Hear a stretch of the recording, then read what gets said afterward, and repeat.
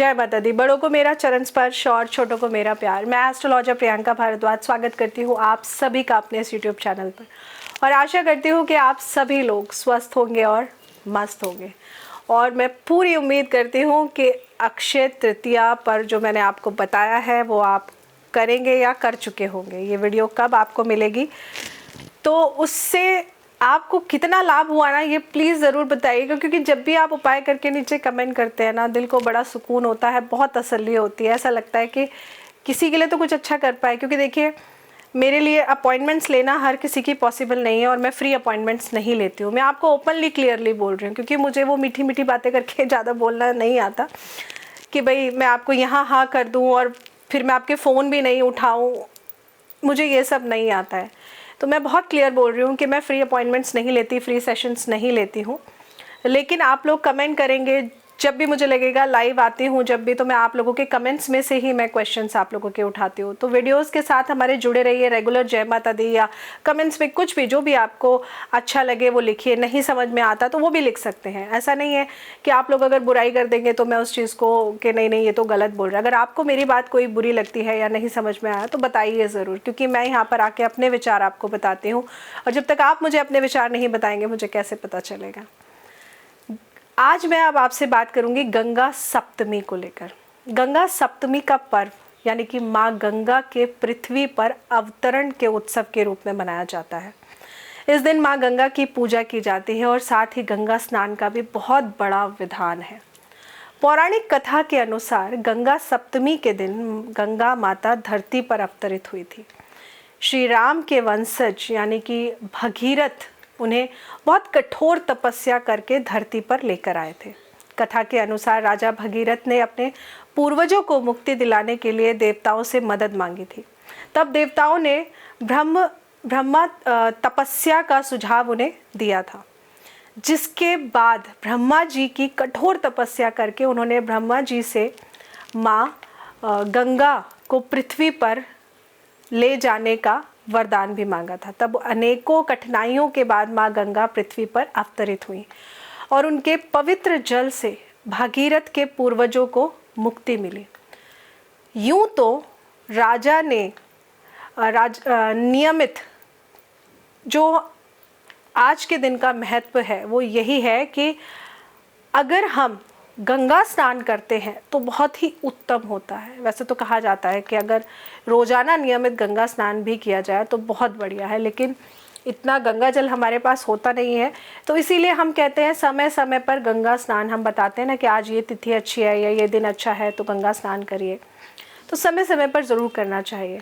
लेकिन गंगा सप्तमी के दिन गंगा स्नान करने से व्यक्ति को पापों के बोझ और उसके जो कहते हैं ना बुरे कर्म रहे हैं, जो उसके कुफल रहे हैं, उनसे मुक्ति मिल जाती है। गंगा सप्तमी के दिन गंगा स्नान से व्यक्ति को मृत्यु के बाद मोक्ष की प्राप्ति होती है। यहाँ तक कि भगवान विष्णु की असीम कृपा भी अपने भक्त पर ज़रूर बनी रहती है। गंगा सप्तमी के दिन स्नान करने से शरीर शुद्ध होता है और सभी प्रकार के शारीरिक अवगुण दूर हो जाते हैं। मान्यता है कि गंगा सप्तमी के दिन गंगा स्नान से व्यक्ति को कई बीमारियों से भी छुटकारा मिल जाता है। तो आज गंगा सप्तमी पर क्या खास करना है उपाय के तौर पे, जिसको आप आज करें लेकिन उसका फल आपको थोड़े समय तक मिलता रहे। एक तो गंगा स्नान बहुत ज़रूरी है, तो अपने नहाने वाले पानी में गंगा जल मिला करके गंगा स्नान ज़रूर करिएगा। अब उपाय के तौर पे क्या करना है, आपने उपाय के तौर पर एक कांच की कटोरी में गंगा जल भर के रख लेना है। अगर आपके पास चांदी का कोई बर्तन हो तो कोशिश करिएगा कि आप उसको फर्स्ट प्रायोरिटी दें। चांदी के बर्तन में आप जल रखिए और जिनके पास ना हो उनके लिए कांच की कटोरी चलेगा, लेकिन अगर चांदी का हो पहले तो उसको प्रायोरिटी रख लीजिएगा। स्टील यूज़ नहीं करना है। चांदी के किसी भी बर्तन में आपने गंगा जल निकाल कर रखना है और उस गंगा जल में आपको मिश्री मिलानी है। ये मिलाकर आप अपने सामने रख लीजिए। शिव परिवार की फ़ोटो नहीं तो शिव जी की फ़ोटो आपने देखा ना, शिव के मस्तक पर समझ गए आप, तो शिव जी की फ़ोटो आपने सामने रखनी है और शिव जी की फ़ोटो सामने रखकर आपने दिया जलाना है। सुबह के समय इसको करना है। दिया जलाकर रखने के बाद जो मैंने आपको बोला, कटोरी में गंगा जल और उसमें मिश्री मिलाकर रखनी है और 108 बार आपने मंत्र जाप करना है। क्या मंत्र पढ़ना है? ओम नमो गंगाए विश्वरूपिण्ये नारायणे नमो नमः। नोट किया आपने? मैं फिर से रिपीट कर देती हूँ। ओम नमो गंगाए विश्वरूपिण्ये नारायणे नमो नमः। ये आपने 108 बार पढ़ना है। 108 बार पढ़ने के बाद में आप घर के सभी सदस्यों को इसको प्रसाद रूप में दीजिए। ये बहुत बहुत बहुत ही उत्तम रहेगा। सबको बांटिए। ये जो गंगा जल है आपको पता है कभी भी ख़राब नहीं होता, तो कम से कम इतना बनाइए कि 8 से 10 दिन आप सबसे पहले सुबह सभी को, अगर आपके घर में किसी को गुस्सा बहुत आता है या किसी को बीमारी बहुत ज़्यादा घेरे हुए है, तो इसको अभिमंत्रित करके रख लीजिए और फिर सुबह सबसे पहले आप अपने घर के सभी मेंबर्स को ये 1 चम्मच पीने को ज़रूर दीजिए, चाहे वो नहाए हुए हों चाहे ना नहाए हुए हों। लेकिन सबसे पहले जो ग्रहण करना है वो है ये आपका जल जो आपने बनाया है। तो इसको आपने सबको 1-1 चम्मच ज़रूर ग्रहण कराना है। ये बहुत छोटा सा उपाय है, सुनने में भी लग रहा होगा अगर इसमें क्या है, जल में मिश्री मिला दी, इससे क्या हो जाएगा। इससे क्या होगा, जब वो आप करेंगे ना तब आपको पता चलेगा और मैं गारंटी से बोल सकती हूँ आप लोग मुझे खुद बताएंगे कि इससे क्या हुआ। जैसे आप लोग अब तक बताते आए हैं ना कि हाँ मैम इस उपाय को करने से ये हुआ, इस उपाय को करने से वो हुआ, तो ये आपको खुद बताएंगे आप लोग मुझे कि कितना चमत्कार हुआ है और क्या क्या चीज़ें आपकी सुधरी हैं। लेकिन मैं कहूँगी कम से कम इतना बनाकर रख लीजिएगा कि 8 से 10 दिन आप इसको चला सकें। ये बहुत ज़रूरी है। और सुबह खाली पेट सबको दीजिए, प्रसाद रूप में इसको ग्रहण करिए। ऐसा करने से आप देखेंगे कि आपकी ज़िंदगी में बहुत सुधार आ रहे हैं। ये तो हो गया जो सुबह हमें करना है।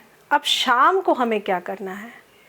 शाम को आपने सबसे इम्पॉर्टेंट चीज़ जो करनी है वो ये कि जो आपके रसोई घर में जहाँ पानी का स्तोत्र है, गंगा जी को सोचकर, गंगा जी का स्मरण करके आपने अपने किचन में जहाँ पानी आप रखते हैं वहाँ पे एक दीपक जलाना है घी का, और इस दीपक में आपने डालना है 1 का सिक्का और थोड़ी सी पीली सरसों डालनी है। इसको वहाँ शाम को जला के रख दीजिएगा और जब शाम को आप जला के रख देंगे दीपक बढ़ जाएगा, तो जब ठंडा हो जाएगा दीपक तो इसमें से ये जो पीली सरसों है और 1 का सिक्का है, इन दोनों को निकाल करके, पीली सरसों तो जल जाएगी, सिक्का आप निकाल लीजिएगा। सिक्का निकाल करके आपने लाल रंग के कपड़े में लपेट कर अपने लॉकर में रख लेना है और इस सिक्के को 40 दिन रखना है, उससे ज़्यादा आपको नहीं रखना है। 40 दिन इस सिक्के को अपने लॉकर में रखिए और रखने के बाद में इस सिक्के को आप निकाल कर अपने माथे से टच करके किसी भी मंदिर में जाके गुप्त दान के स्वरूप में डालाइए, कपड़े समेत। कपड़े से नहीं निकालना है, सिर्फ इतना उपाय करना है। इससे आपके घर में अगर कर्जे की स्थिति बनी हुई है ना तो वो दूर हो जाएगी। तो ये तो हो गया जो शाम को आपने करना है। अब देकर कब आना है मंदिर में? 40 दिन बाद, ठीक है। सुबह के समय जो मैंने घर पे आपको पूजा करने के लिए बोली है वो तो आप कर लेंगे, लेकिन जो लोग रेगुलर मंदिर जाते हैं उनके लिए आज का नियम क्या है? आप चाहें तो जो पूजा मैंने आपको घर पे करने के लिए बोली है वो आप मंदिर में जाकर भी कर सकते हैं, लेकिन भोले बाबा के समक्ष बैठकर करिएगा। इसके बाद आपने भोले बाबा को यानी कि शिव जी को आज गंगा जल से स्नान कराना है। ये बहुत ज़रूरी है। तो प्रॉपर इतना सारा गंगा जल ना मिले तो कच्चे दूध में गंगा जल मिला लीजिएगा, लेकिन नॉर्मल जल मत मिलाइएगा। कच्चे दूध में गंगा जल मिलाकर और थोड़ा सा शहद मिलाकर भोले बाबा को स्नान करा दीजिएगा। ओम नमः शिवाय बोलकर स्नान कराइएगा। बहुत बहुत बहुत उत्तम रहेगा, क्योंकि आज के दिन जब गंगा जी आई हैं और भोलेनाथ को आप लोग गंगा जल चढ़ाएंगे, गंगा जल मिश्रित आप कच्चा दूध चढ़ाएंगे शहद मिलाकर, इससे आपके घर की समृद्धि बढ़ेगी। इससे आपके घर में जो पारिवारिक मतभेद चल रहे हैं, अगर हस्बैंड वाइफ के रिश्ते अच्छे नहीं हैं तो वो भी सुधरने शुरू हो जाएंगे। बहुत छोटे छोटे से 3 खास उपाय लेकर आई थी मैं आज आपके लिए। तो आज के दिन इन उपायों को करिएगा ज़रूर और कर आप खुद देखेंगे कि आपको कितना बड़ा चमत्कारी रूप से फ़ायदा मिला है। जुड़े रहिए हमारे साथ, लेकर आऊँगी ऐसे ही ख़ास अनोखे अचूक उपाय आप सबके लिए जो स्पेशल मुहूर्त पे कर आप उनका बेनिफिट बहुत अच्छा पा सकते हैं। जय माता दी।